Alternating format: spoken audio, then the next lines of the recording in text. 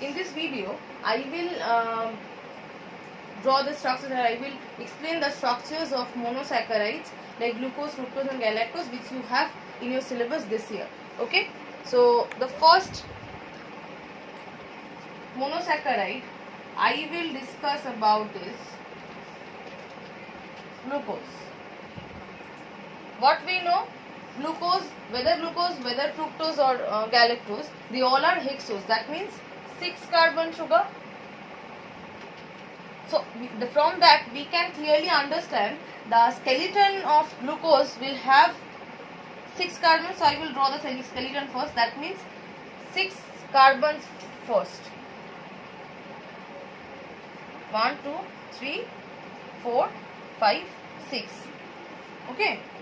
Now, if they need to make one unit, that means they need to form bond between them. So each carbon is holding the following one. So they all are holding each other. What we know that every carbon has 4 hands, free hands. So one hand it has invested for the next carbon. It is having 3 more. This carbon has invested 2 hands to hold 2 carbons on both the end. So it will have 2 free hands. The next also the same. 4th one same. 5th one same. Last one again will have 3 hands free. Right? Now, carbohydrates or rather monosaccharides can have 2 functional groups. One is aldehyde, that is CHO, another or ketone, that is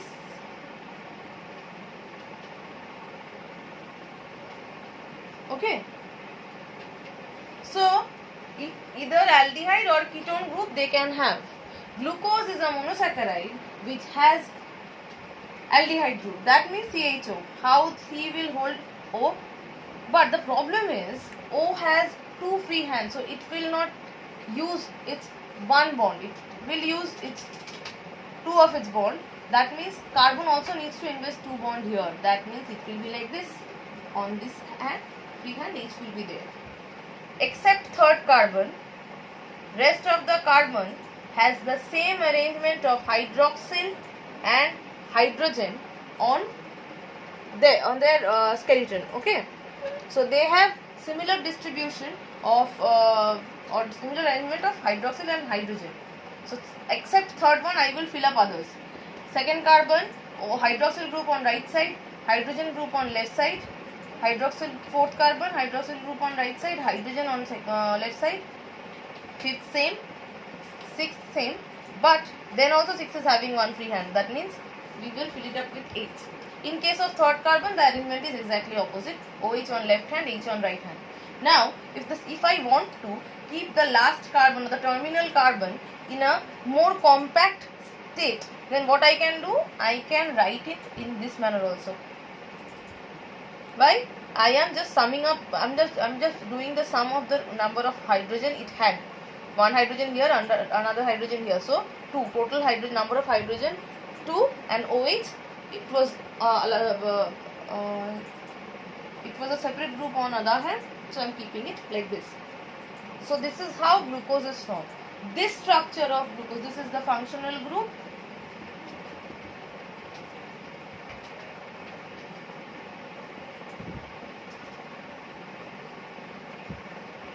Now, this structure is chain structure of glucose.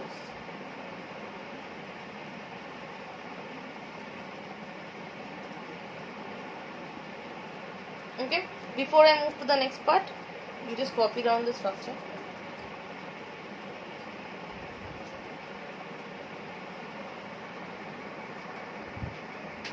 Now, this is the chain structure, but in nature or in food, the monosaccharides tend to stay in a ring structure. So we will learn how this chain structure can be converted to ring structure. I am keeping the structure as it is. I am just removing the additional information.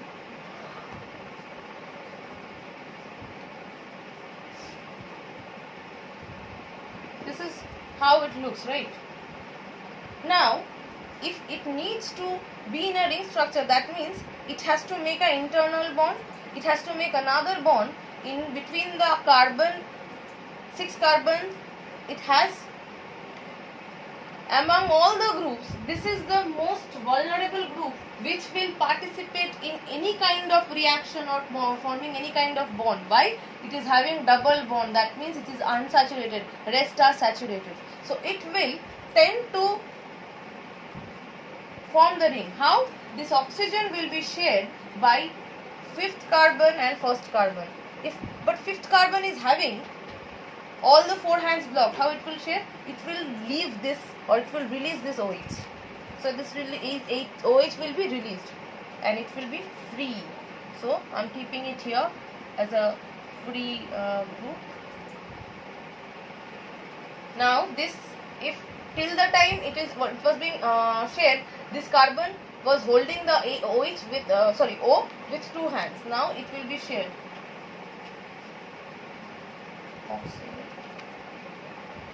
Right? But now the problem is this carbon is saturated with 4 of its bond. What about this carbon? It is having 1 free hand. It will hold the OH, free OH with its free hand. But when we are writing it or we are doing the structure theoretically, it is not a perfect arrangement where you are keeping the hydroxyl group at a free end like this. So to make it more presentable or make it correctly presentable, we will take this bond over the head of the carbon and we will keep the OH here. So this is the ring structure of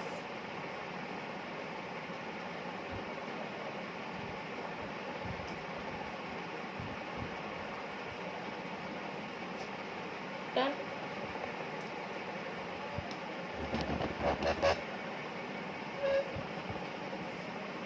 Before I erase it, copy down the structure.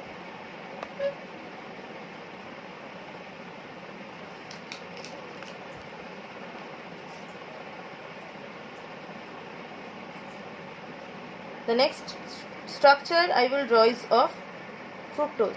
The next structure is of fructose. Fructose again is a 6 carbon compound or 6 carbon sugar, and the functional group of this is ketone.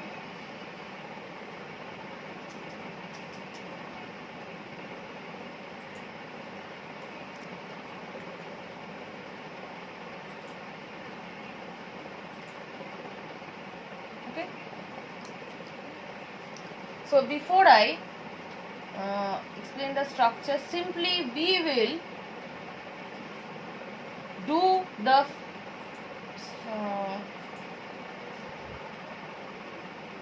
skeleton of fructose with 6 carbons. 6 carbons, 3 carbons I have already done. 5, 6.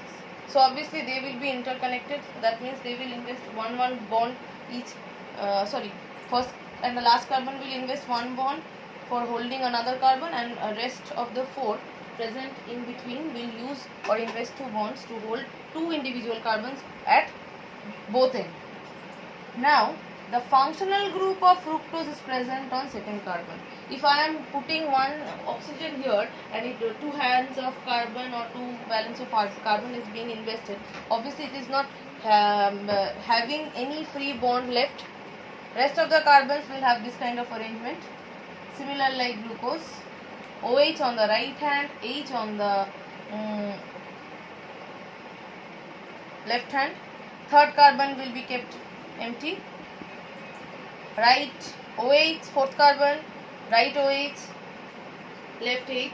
5th carbon, right OH, left H. 6th carbon, right OH, left H.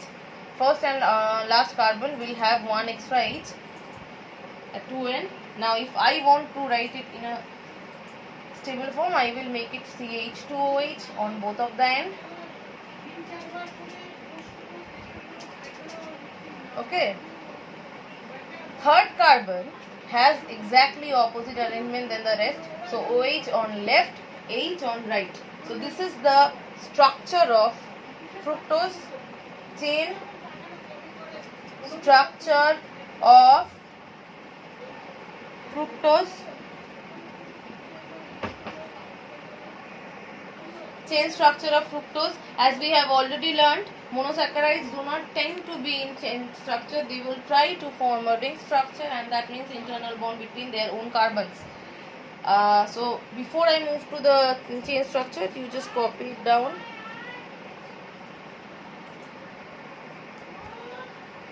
Now we will do the chain structure, ring structure of fructose. We will keep the structure intact before, until unless we understand what are the positions from where the bond will be formed. Obviously, the second carbon is having one oxygen and holding it with two of its bond. It is easier for this oxygen to set its one hand free to hold another carbon and form a ring.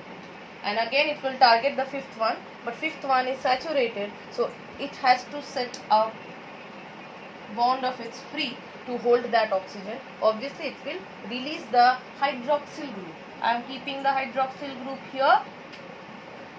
Now that means this space is empty, so it will is empty, and this oxygen is being shared by both of the carbon. That means now if oxygen is using one hand here, obviously oxygen is not used two hand here. Now it is having one for each. That means the one bond of this second carbon is empty. It will hold this hydroxyl. So this is the ring structure of fructose.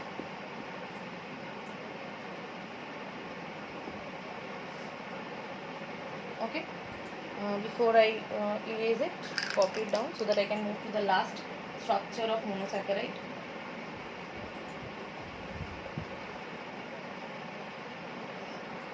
The next monosaccharide we will draw the structure is galactose. Okay, galactose has almost structure as same as glucose. Only the fourth carbon differs. Again we will do the 6 carbon, or we will arrange the 6 carbon in a chain. If it's similar like glucose, it will have aldehyde group on the first carbon. This is the functional group. OH on the right, H on the left. Fourth OH on the right, H on the left. Fifth OH on the right, H on the left. OH on the right, H on the left. At the end, another free hydrogen. And the third carbon will have exact opposite arrangement. Done. This is what galactose. This is how glucose looks. But galactose is different from glucose from fourth carbon at the position of fourth carbon. That is this is the fourth carbon. How it is different? It is again opposite arrangement than the others. That means in galactose, third and fourth, both of the carbon has OH on the right side and OH on the left side and H on the right side. Okay, so this is the chain structure of galactose.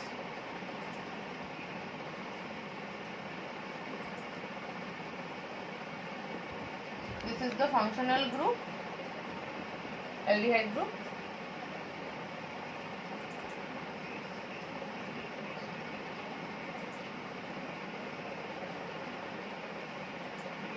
Okay.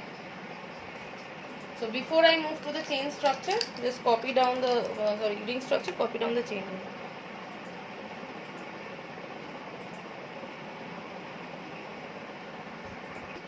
As we know, any monosaccharide tend to be in ring structure. So it will again form a ring structure naturally when it is present in food substance. Usually galactose can be obtained from milk source only. Okay. So as the structure is almost similar to glucose except the fourth position, the ring structure is almost equally similar to glucose. That means again 1 and 5th carbon will do it. To make it more, the structure theoretically more presentable, I will keep the 6th carbon in a more stable structure or state, CH2H, and 5th and 1st carbon will involve themselves. Again, as it is having 2 bond here, it is easier for it to set its one bond free, and it will target fifth carbon. So fifth carbon will release its OH here. It will release the free hydroxyl group, and keeping the free hydroxyl group here. This oxygen will be shared by first and fifth carbon, and again first carbon is having one hand empty then, because 4 is the valency. It will hold the OH, as it is not presentable to keep a hydroxyl group like this and at an open end. So we will put it here, and we will take the bond from here. Okay, so this is the structure of galactose. So these are the three. Before I erase it, hope you could copy them. These are the basic structures of monosaccharide, and these structures will be required when you will learn the structures of disaccharide. So in the next video, I will discuss about the structures of disaccharides. 3 disaccharides you have in your syllabus, and you have to learn the 3 structures of individual 3 disaccharides. Thank you. I will be back to the structures in the next session.